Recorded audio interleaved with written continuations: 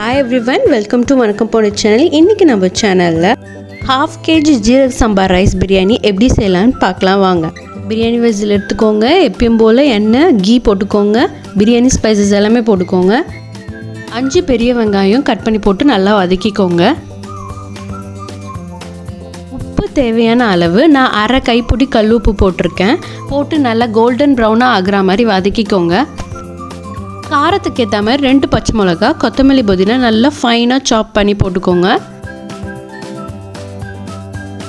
என் ஹஸ்பண்டுக்கு 65 இல்லைன்னா பிரியாணி இறங்கவே இறங்காதுங்க. சைடில் 65க்கு மேரினேஷன் போட்டுருக்கேன்.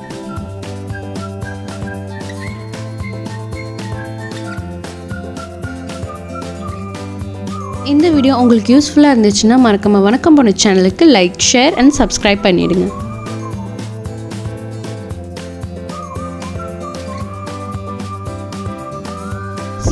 மேரினேஷன் போட்டு 1 hour வச்சுக்கிட்டோம். பிரியாணிக்கு வெங்காயம் கொஞ்சம் வதங்கினதுக்கப்புறம் 2 டீஸ்பூன் சில்லி பவுடர் போட்டுக்கோங்க கலருக்கு. 1/2 kg பிரியாணிக்கு 1/2 kg சிக்கன் எடுத்துருக்கேன். 3லேருந்து 4 தக்காளி, தயிர் 1/2 லிட்டர் தயிர் பாக்கெட்டில் பாதி தயிர் போட்டுக்கோங்க. சால்ட் தேவையான அளவு, சாப் பண்ண கொத்தமல்லி, புதினா போட்டு மிக்ஸ் பண்ணி வச்சுக்கோங்க.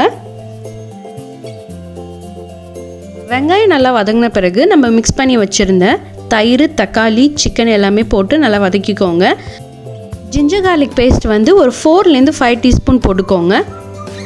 போட்டு நல்லா வதக்கிக்கோங்க.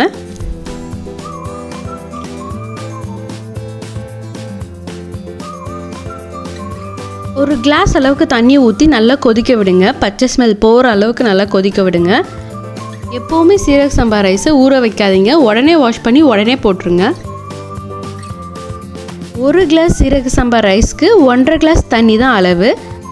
ஸோ நான் 1/2 kg சீரக சம்பா ரைஸ் எடுத்துருக்கேன். கொதி வந்த பிறகு வாஷ் பண்ணி போட்டுருங்க. அரிசியும் தண்ணியும் ஒரே பதத்தில் வரக்குள்ள கீழே தவா வச்சு ஸ்டவ்வை ஸ்லோவில் வச்சுருங்க. 20 மினிட்ஸ்க்கு பிரியாணியை 20 மினிட்ஸ்க்கு தம் வச்சுட்டேன். மேரினேஷன் பண்ண சிக்கனை ஃப்ரை பண்ணி எடுத்துக்கிறேன். நான் சொன்ன டெக்னிக்ஸ் எல்லாத்தையும் ஃபாலோ பண்ணிங்கன்னா நல்லா பொல பொலன்னு ஜீரக சம்பா பிரியாணி ரெடி. மறக்காமல் ட்ரை பண்ணிவிட்டு எனக்கு கமெண்ட் பண்ணுங்கள்.